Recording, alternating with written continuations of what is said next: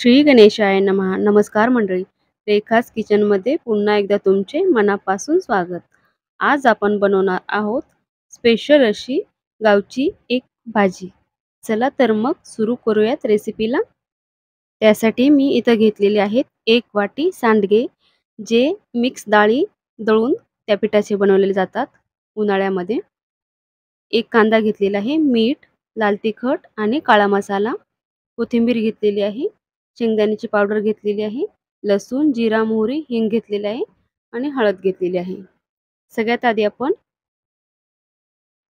कढईमध्ये तेल गरम करून त्यामध्ये हे जे सांडगे आहेत ते आपण फ्राय करून घेणार आहोत.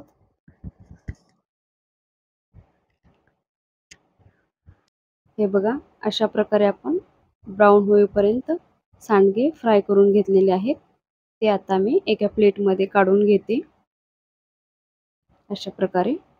हे बघा, आणि आता त्याच कढईमध्ये मी थोडंसं तेल टाकलेलं आहे भाजीसाठी. आणि आता आपण तेल गरम झाल्यानंतर जिरा मोहरी टाकूया. जिरा मोहरी तडतडली की आपण त्यामध्ये कांदा टाकून घेणार आहोत. आता आपण कांदा टाकून घेऊया. जिरा मोहरी तडतडली आहे. कांदा चांगला आपल्याला ब्राऊन असा भाजून घ्यायचा आहे. आता आपण लसूण टाकून घेऊया. हे आपण तेलामध्ये चांगलं परतून फ्राय करून घेणार आहोत.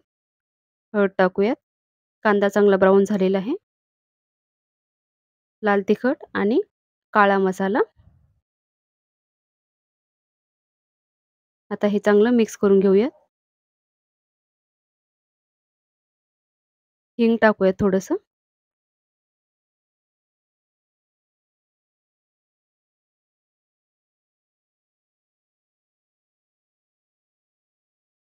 आणि पाणी टाकून घेऊयात.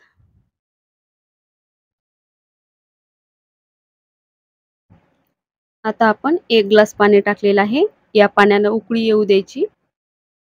उकळी आल्यानंतर आपण जो सांडगा तळून घेतलेला आहे ते टाकणार आहोत. हे बघा, पाण्याला चांगली उकळी आलेली आहे. मीठ टाकूयात. मीठ थोडंसं कमीच प्रमाणात टाकायचं, कारण जे हे आपण सांडगे बनवते तेव्हा त्यामध्ये तिखट मीठ असं आपण टाकलेलं असतं. त्यामुळे थोडं प्रमाण कमीच घ्यायचं तिखटा मिठाचं. आता उकळी आल्यानंतर आपण हे टाकून घेतलेलं आहे. आता हे आपण मीडियम फ्लेमवरती चांगलं शिजवून घेणार आहोत. 5 मिनिटं लागतात हे शिजायला आपल्याला. मी झाकण ठेवते म्हणजे आपलं पटकन शिजून होईल.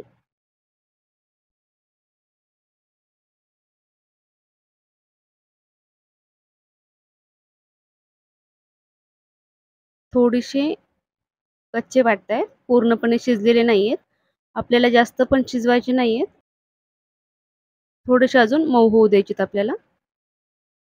मी परत झाकण ठेवलेले. आता आपण बघूया. 1-2 मिनिटं झालेली आहेत. तुम्हाला ग्रेव्ही पाहिजे असेल तर अजून थोडं पाणी टाकू शकता. हे बघा, अशा प्रकारे आपल्याला शिजवून घ्यायचे आहेत. आता आपले सांडगे चांगले शिजलेले आहेत. आता आपण शेंगदाण्याचं कूट टाकून घेऊयात यामध्ये बारीक.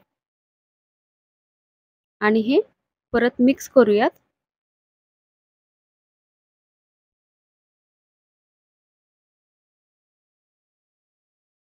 आता आपण थोडी कोथिंबीर टाकूयात.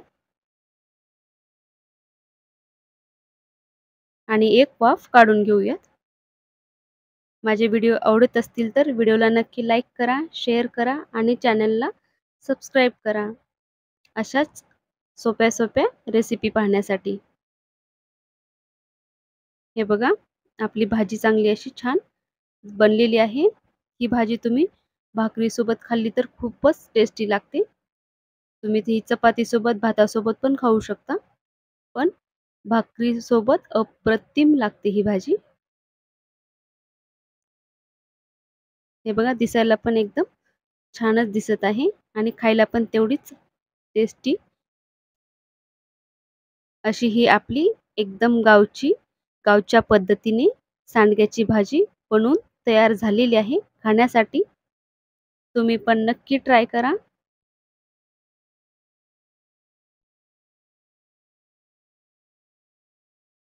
आणि सांडगा कसा बनवतात याचा पण व्हिडिओ मी लवकरच अपलोड करेन.